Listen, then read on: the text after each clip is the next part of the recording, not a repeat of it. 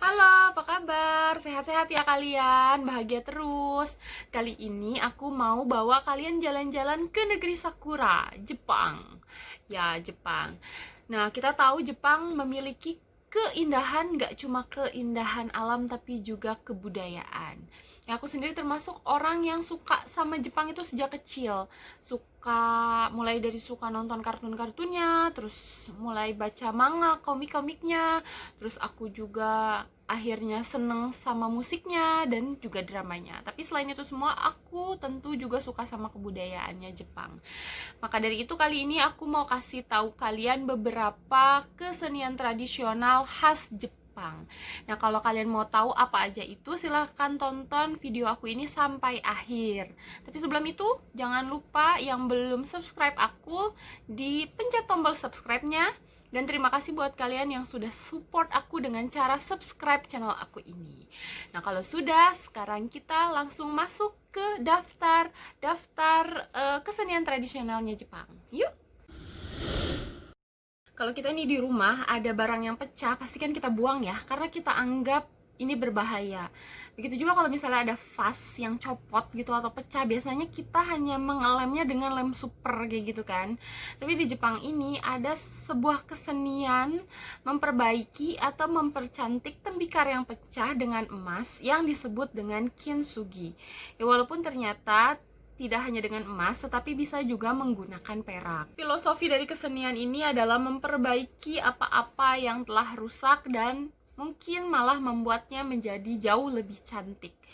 Nah, ini pun bisa menjadi refleksi diri kita sebagai manusia yang biasa berbuat kesalahan, kadang melenceng jauh dari aturan-aturan. Dan kita ini bisa kembali ke jalan yang benar dan bahkan bisa memperbaikinya dengan lebih baik, walaupun ya secara manusia pasti akan meninggalkan bekas, terutama pada ingatan manusia-manusia lainnya. Kayaknya kita di Indonesia emang paling familiar sama kesenian Jepang yang satu ini, iya, origami. Aku sendiri kenal origami dan mulai praktek itu kayaknya sejak TK. Nah, kalau kalian gimana? Mulai kapan kenal dan praktek kesenian Jepang yang satu ini yang bermodalkan kertas-kertas? Coba tulis di kolom komentar. Secara harfiah, origami terdiri dari dua suku kata, yaitu ori dan kami. Ori sendiri berarti lipat dan kami berarti kertas. Jadi kalau disatukan ya, artinya origami adalah kesenian melipat kertas. Nah, ternyata melakukan kesenian ini tidaklah mudah ya, karena membutuhkan kesabaran dan kreativitas yang tinggi. Mungkin ini pula yang menjadi filosofi dari kesenian ini, bahwa dalam hidup kita harus banyak bersabar dan memiliki ilmu tentang kehidupan. Ada sebuah kepercayaan yang menyangkut kesenian ini, yaitu tentang 1000 bangau kertas. Dipercaya bahwa jika kita berhasil membuat 1000 bangau kertas, maka keinginan kita tuh akan tercapai. Ya, bahkan si bangau kertas ini juga sudah menjadi salah satu simbol perdamaian dunia. Bahkan juga nih katanya si bangau kertas ini atau membuat 1000 bangau kertas ini menjadi salah satu tes untuk calon astronot. Nah, kalau nih kalian ada yang cita-citanya jadi astronot, mulai sekarang deh tuh belajar origami ya, bikin bangau kertas ya. Jadi nanti kalian gampang lulus tesnya. Menurut aku, kesenian Jepang yang satu ini merupakan kesenian yang paling unik, karena kesenian ini adalah kesenian mencetak ikan atau hewan laut lainnya di atas sebuah kertas. Jadi pada zaman dahulu kan belum ketemu nih ya kamera. Jadi para nelayan itu menggunakan teknik yang satu ini untuk mengenali jenis-jenis ikan atau hewan laut lain yang mereka tangkap. Prosesnya sendiri yaitu hewan laut ataupun ikan yang ditangkap oleh nelayan akan dibaringkan di suatu tempat. Nah, terus si ikan atau hewan laut ini akan dibubuhi, akan dikasih tinta gitu ya, tapi tintanya ini tinta yang aman untuk dimakan.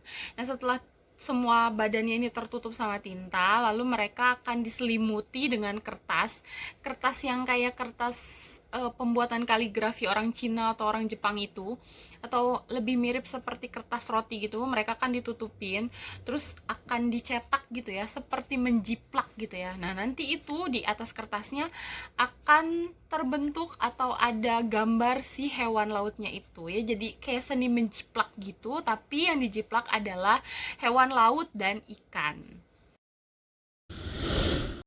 Kesenian yang satu ini kalau di dunia barat tuh disebutnya tatu atau tato. Tapi kalau di Jepang sendiri disebutnya irezumi. Nah, secara harfiah atau secara kata, irezumi ini terdiri dari dua suku kata, yaitu ire yang artinya memasukkan dan sumi yang artinya tinta. Tapi menurut orang-orang nih ya yang sudah melakukan pentatoan ini, katanya teknik irezumi ini jauh lebih menyakitkan daripada tato-tato modern yang ada di dunia barat. Pengrajin tato ini sendiri disebut dengan horishi atau horimonoshi. Nah, kalau kalian berniat buat bikin tato ini, dijamin kalian harus bolak-balik ketemu sama si seniman tersebut. Karena mereka tuh harus berdiskusi dulu sebelum menentukan desain apa yang cocok dengan tubuh si klien. Alat yang digunakan dalam kesenian ini adalah sebatang kayu yang ujungnya terdapat mata jarum yang ukurannya berbeda-beda dari yang kecil hingga yang besar, yang jumlahnya hanya satu hingga berjumlah banyak. Bonseki adalah seni kuno asal Jepang yang menciptakan landscape miniatur taman ataupun pemandangan alam di atas nampan berwarna hitam menggunakan pasir, batu kerikil, dan batu-batu kecil lainnya. Alat yang digunakan pun tergolong sederhana seperti bulu, kuas kecil, sendok, ataupun kayu-kayu. Jadi bonseki ini layaknya seperti kita melukis tapi tidak di kanvas, dan sifatnya ini tuh tidak permanen karena bisa berubah sesuai dengan keinginan. Nih, perempuan-perempuan pasti seneng nih kalau dikasih rangkaian bunga, bener nggak? Nah, terus kalau misalnya kita nih pergi ke resepsi pernikahan orang, pasti kita lihat tuh ada rangkaian-rangkaian bunga yang cantik, ya kan? Nah, di Jepang juga ada satu kesenian merangkai bunga yang disebut dengan ikeba. Kesenian ini nggak hanya memanfaatkan bunga, tetapi memanfaatkan juga daun, batang, bahkan wadah tempat bunga ini diletakkan.